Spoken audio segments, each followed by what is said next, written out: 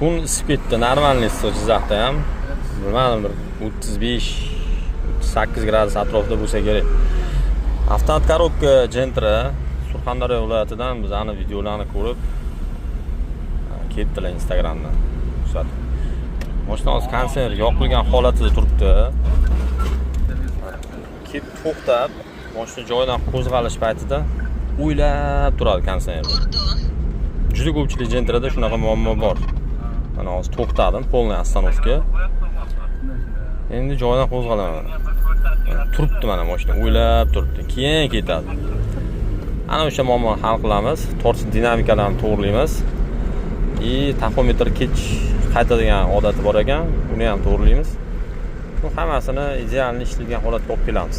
Ya'ni haydovchini haydash yurish reaksiyasiga moslashtirib beramiz. Akamiz gaplarini eshitib ko'rdik, ya'ni qanaqa haydashlarni. Ana o'shanga qarab moslaymiz. Biz ish faoliyatini boshlaymiz. Keyingi videomiz tezroq bo'ladi, kuzatib boringlar.